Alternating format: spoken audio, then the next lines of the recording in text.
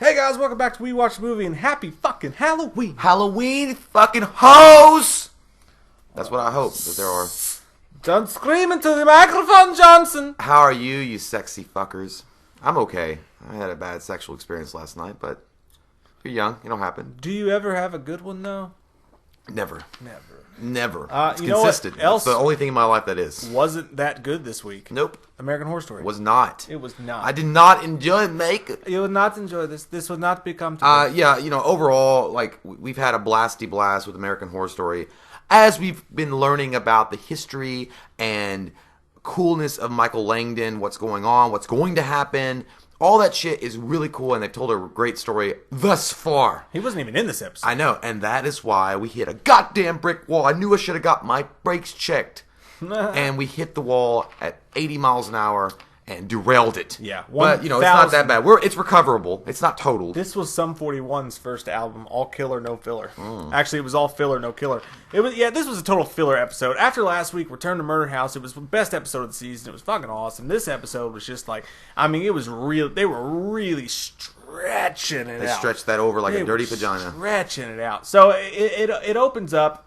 And you find the one chick that was Oprah in the Apocalypse season, right? The Oprah character, and she's this voodoo master. And it's actually a pretty funny scene that it opens up, and there's this blonde chick, and she's splitting her chest open and pulling her heart out. That's gross as shit. Playing with a voodoo doll. Sunday I thought they were going to make out at first. I'm like, I'm into it. And then I was like, oh, you took her heart out. That's what I do when the Packers lose and then trade away their best players for nothing. That's just, that whole scene was representative of when I think I have a good relationship going, and then they rip my goddamn heart out of my chest. I've seen it 100 times, man. Real life. HD, 4K. But yeah, and then it's good. That's kind of a cool scene because she rips this chick's heart out, and then you see that she's been paid by this chick whose rich husband has been throwing his dick around like a fucking baseball in the sandlot. As you do. At 8:45 a.m., I activated myself. They put her toenails in a fucking blender, and then they feed it to him, and then she's like, "Hey, I need you to conjure up a demon for me, one of your voodoo masters from Mardi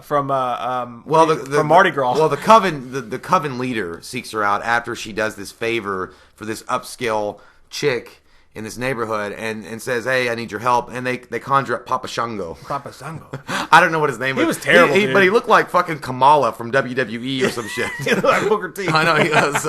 He He was terrible, man. Scissor kick. Like, they just put like a Phantom of the Opera mask on and put some shitty white makeup. My kid's Halloween costume looked better than that. Like, it just looked like some supernatural shit. Like, I don't know. I know people like that show, and that's all great. I've never seen it, but it just felt like very supernatural. Like two good-looking guys were going to come in and be like, "I gotta kill Papa Shango." And he was even talking like that. He was like, "What do you offer?" And like, I was like, I can't even understand you. Can you spit the dick out, please? And AHS is usually really, really good with the special effects and the makeup and stuff like that. They usually do a great job of it. But something about him was just like so, the day after Halloween where everything's half off. Well, he does, it's called Black Friday.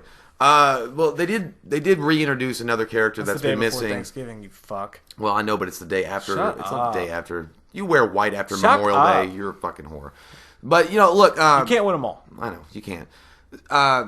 It is a reintroduction of one of the cast members that have been missing for a little bit. That one chick that comes out from behind Papa Shango when he's talking to the leader of the... I can't remember her name. I'm sorry. One of the kids from Murder House. Yeah. I think she was in Coven, too. I think that was the whole idea. And it was one of her girls and all that stuff. And by the way, I'm getting really tired of Sarah Paulson's character saying, my girls. Like, look, fucking, you're not in a band, okay? You run a schoolhouse. Josie and the Pussycat. But yeah, it just, and she's like, oh, that was the last deal he made, and he got her, and now he's like, yeah, I'll give you what you want. I'll help you maybe trap Michael Langdon in the afterlife or whatever she wants. In the latest episode of Are You Afraid of the Dark? Submitted for your approval, the Midnight Society. I call this Papa Shango. But yeah, he's like, okay, so give me all your girls. Give me every girl you got. It just sounds like a guy, like he sounds like a John. Give me all your hoes, and then I'll help you take down Michael Langdon. And she's like, no, can't do that. And he's like, well, fuck you, bye, I gotta go. And that was it. That was literally the conversation. He's like, I only make the offer to once. I like Cuban cigars. and then he goes away, and Voodoo Chick is like, he only makes the offer once. Do you realize what you've done? Yeah, she's like, he doesn't come back and make a second offer. And I was like, that guy's badass, though. I do like that. He's like, I'll make you an offer one time. Motherfucker, I'll make you an offer one time, Tony. Join my gang or die. Like, no, Don't you ever fuck me, Tony. Don't you ever You only exist out of here because of me. But yeah, then he's gone, and she's like, well, I can't make that sacrifice. Then we move on through the episode. Sacrifice. And then Creed plays. Yeah. And Scott Stapp comes from Motel 6 to sing that song. But yeah, it's then we go to the next scene. And again, it's very routine. Like Mike said, it's very filler. You get one part where the blonde, Valley Girl chick is like talking about she's discovered more of her power where it's like she can tell the calories in a donut. Yeah. Well, before that, though, it's kind of funny actually how they did this because you could tell, again, this is one of the scenes that's very, very filler, but they actually reenacted an episode of Tales from the Crypt because you got Joni Loves Chachi, and she's this upscale actress. Dude, there's something about her face. I just want to punch it. Who? The blonde girl? No. The old actress lady. Oh, the red hair one. Yeah. Is she red hair? I don't think she's red. Yeah, the one the poopy red hair. She's doing this. She's an actress and she's doing a slasher movie with Santa Claus.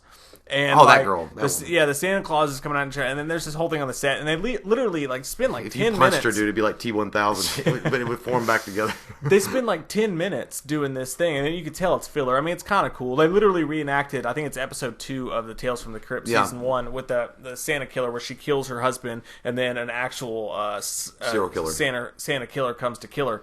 But yeah, Madison goes and gets her, and you realize that one of her powers is reading people's minds. Because that one dude's like, I gotta take a shit. She's like, why don't you just go take a shit? It's like having a baby for you, isn't it? Oh, it is, we actually. All shit. That's not a gender thing. We all take painful shits, lady.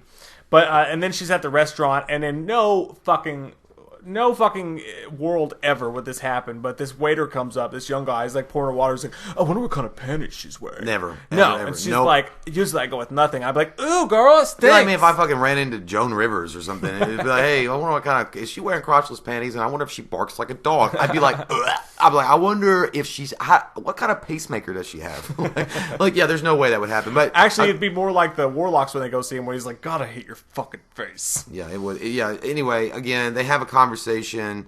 One of the Coven chicks, I can't remember her name, young girl from Murder House that was in just last episode, she explains that Michael Langdon's the Antichrist and you got to take care of it. We got to help each other. And so actress lady, old saggy tits says, okay, let's do it. I'll come and help you, and I'll read their minds, the other warlocks, and see if they're on the side of Michael Langdon and what's going on with everything, the Antichrist situation. It's just fucking boring. I mean, I'm just bored talking about it. It was a funny... Can I drink more? Thank you.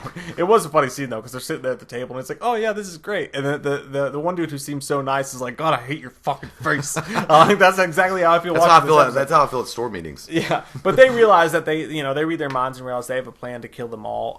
That one dude, by the way, the one dude, the main warlock guy, he looks like Justin Timberlake. It's really weird, but if you watch him closely enough, he has the exact same the main guy. He looks just like he has the exact same Justin Timberlake mannerisms. I guess. But we go on, and then you have this weird scene where you get all the witches walking down the street with their umbrellas for 12 minutes. Okay, cool. And it's like, oh, this is great. I'm glad I watched Mary Poppins. I can't wait for you to have that on a poster. And it's like, can we please stretch this running time out further? But they go to the gas station, and they bring back Tom Brady, which is a cool scene. I'm glad he's back, because I really like that guy. He looks more like Aaron Rodgers. No, he looks like Tom Brady, dude. He looks just like Tom Brady, especially in last season in Cult. But they bring him back. If you can't tell, we're fucking awful with names. But, at this point, fuck my life. I'm good with faces. But they bring him back, and he's like, oh, God. Zod. They bring him back, and they explain to him the situation. The one dude's there, and everybody knows that Michael Langdon's a bad guy. They find out that it was Kathy Bates who did the whole thing. You know what's funny is I never really have been... I love Kathy Bates as an actress, but I never really had missed her character in these American Horror Story situations until this moment. When she comes back on screen and she's got a little bit more badassery than all this... fucking General Hospital shit that's been going on up to this point. I'm like, thank God. Can we talk about Satan? Can we do something dark? Yeah. Can we do something cool? She was bad. And she was. That's what I'm saying. That's why I missed it. She was one of the Gecko brothers. Yeah. Thank God for you. And as you mentioned, Coco has learned how to read the calories in ice cream. Great, cool. I don't know. 12 minutes. That needed to be explained. And then she tells her she's going to need her help, and then the FBI shows up and takes her away. Yeah, it's called, you could just get an app for that. You don't even need a fucking mind reader. They were like the bad guys in Jackie Chan's Rumble in the Bronx. They showed up and take her away. What the fucking FBI? I don't even know what those guys are. They look weird as fuck. It's a little confusing, but totally uninteresting at the end of the day. But yeah, so so they go and get her, and the one maybe badass scene from the episode is they go and they get the two main warlock dudes. They put them on a stake. She shows up like a badass, and he's like, "You have no power here." And Kathy she's like, Bates. "Watch this shit." No. Sarah Paulson. Yeah, she makes their mouth go away, and she's like, It was just kind of like that scene in Halloween where she's like, "Gotcha." She shuts their mouth. She takes them. They put them on a stick. I do like the fact that they had been concocting a potion to kill all of them. It's like, I'll love to watch all these bitches squirm, and it looked like a big giant mug of cocaine. Yeah. It's like, I'll snort it right now. He was just blowing it in their face like fucking Febreze. I know. That was a cool looking scene. Yeah. So they were all bleeding from the eyes and shit. Yeah, and then you got the one scene, obviously, where Winter shows her powers off one more time. That scene was nasty, dude. When she reaches in and grabs that cookie or whatever, I was like, "Ooh, Weight Watchers." Again, it's solidifying the fact that she's more powerful, and I think that they actually do submit that she is probably the Supreme. Yeah.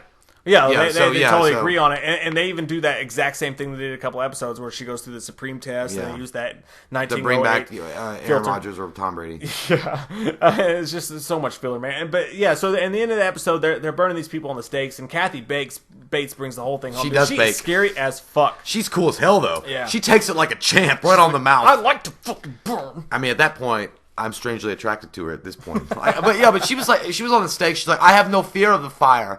Oh, Father, take me. Cleanse my butt." I was like, "I'm getting ready to. Just bend over." But she like is burning, and it's pretty. And she's smiling. All the other two are like, if they could have mouths, they would scream. And she's just like, "I like it." But it was funny though, because you could tell that like it's like when you're playing when you're arm wrestling with someone you thought was a lot weaker than you, and you're trying to play it off like it doesn't hurt. Sarah Paulson looks scared. She's like, "Oh shit." Yeah, but Kathy Bates is like gritting her teeth. She's like, "It doesn't hurt." Or when your mom's spanking you as a kid, and you're like, "Doesn't hurt, try harder." But then she hits you again, and you start crying. Kathy Bates is gritting her teeth so hard and trying to act like it didn't hurt, but it did. I did like the one scene. Well, I didn't like it, but it was just as corny as all get out, and I kind of enjoyed it just for its cheesiness. When fucking Aaron Rodgers, or I can't remember that guy's name for the life of me, the warlock dude, walks out from behind the stakes, and she was like, the offender or the victim gets to light the flame, and he like on purpose, it seems like he flaps his coattails, and it's like caught in the wind, and he's like, he looks like the Man in Black. Yeah, and it was like you hear that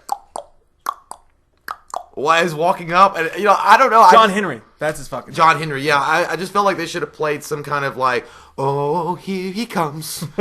Watch out, boy, he'll chew you up. He's a man-eater." Yeah, but it just seemed like he was like, I don't know, on purpose trying to be awesome. Like when you're walking in and everybody's looking at you and you looking smooth as shit He looks like Tom Brady when he arrives for the football game. Well, he looked like a guy that just got a fresh haircut. You want everybody to know. He's got his Beats headphones. He can't hear the noise.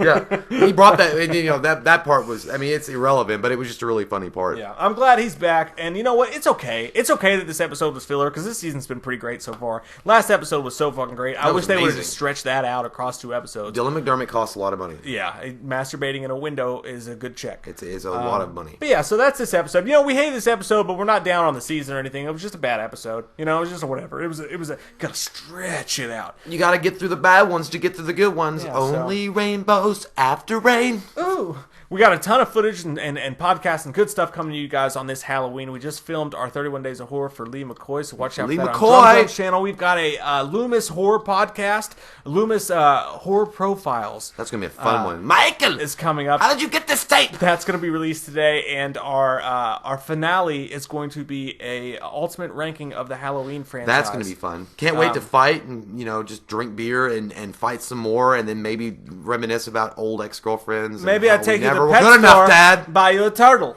Oh, thank you. But I know you won't take care of it. His cage will get green. I will not feed him. I'll name him Apollo. So, guys, we love your fucking faces. Thank you guys for hanging with us this entire month. It's going to be a blasty blast of a day. And touch yourselves. Don't be ashamed. Masturbate in a window and cry using your tears as lubrication. Do your Austin Powers best, okay? Touch yourself, your nipples, rub it around, get randy with yourself. It's a bit nutty. It's okay. Happy Halloween, you sons of bitches. Halloween of happy. You're chasing it, mister. Salvation. What? I don't know. We watched a movie. Yeah. We watched a movie. We watched it. We watched a movie. Yeah. You know what? We did a review. We watched a movie.